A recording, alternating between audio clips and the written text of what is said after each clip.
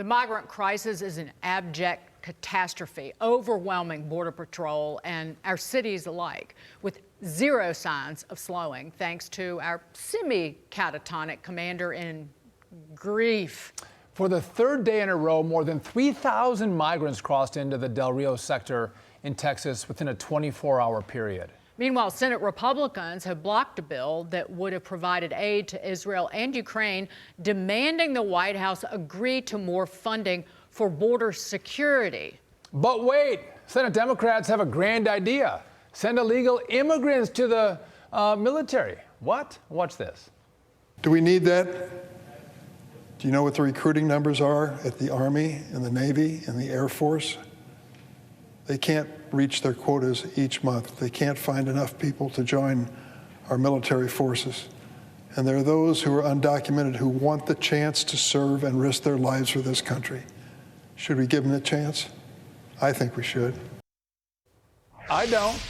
Let's bring in a man who knows a thing or two about the armed forces, Army veteran and Kansas Senator Roger, Dr. Marshall. Roger, good to see you. Thanks for joining us, Senator. Good to see you.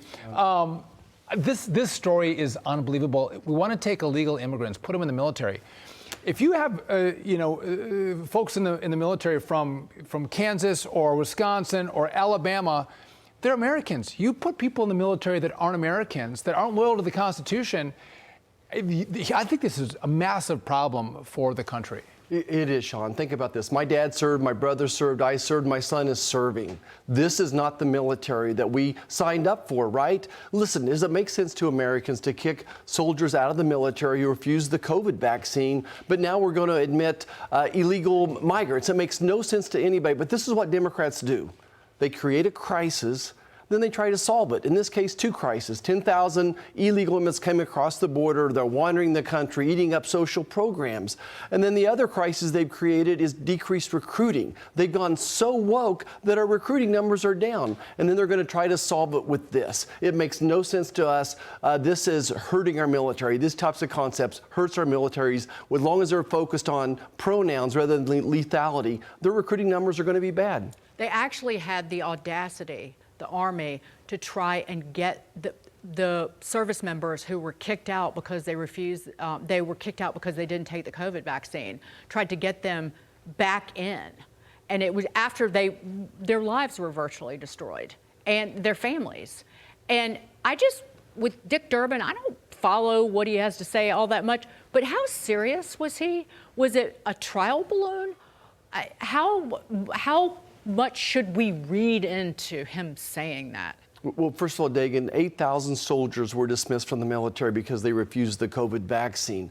And now they want to take them back in, and it doesn't feel very good. We want to make sure that they have an honorable discharge. We work to get that and make sure they get their retirement funds. So we're still working on that. As far as Senator Durbin's statement here, I think it is a trial balloon. I think he's out there fishing for a solution, but in the meantime, not facing the real problem, right? They do not want to secure the border. That's the question we got to keep coming back to, is why does Joe Biden not want to secure the border?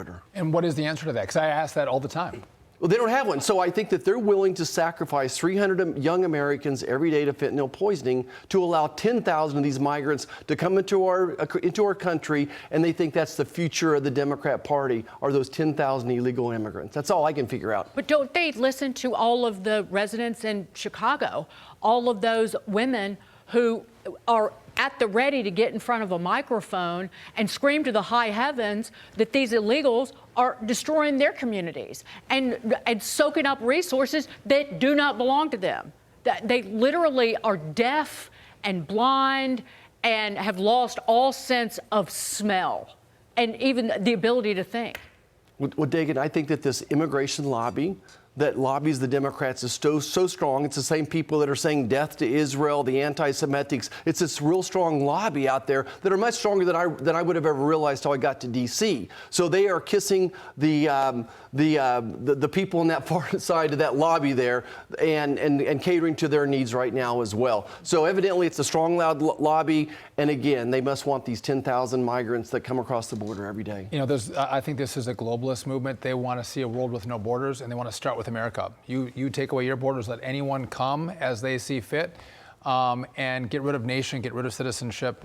And I think that's how crazy these Democrats have become. And you hear a lot of people talk about compromise. You can't compromise with a group of people who believe this is the way it should be. They don't want to secure the border. Be honest about it. Be clear about it. And you see that every day, Senator. We want to thank you for joining us, making the trip up from D.C. to join us at the table. That's awesome. Great show. We appreciate being here. Hey, Sean Hannity here. Hey, click here to subscribe to Fox News YouTube page and catch our hottest interviews and most compelling analysis. You will not get it anywhere else.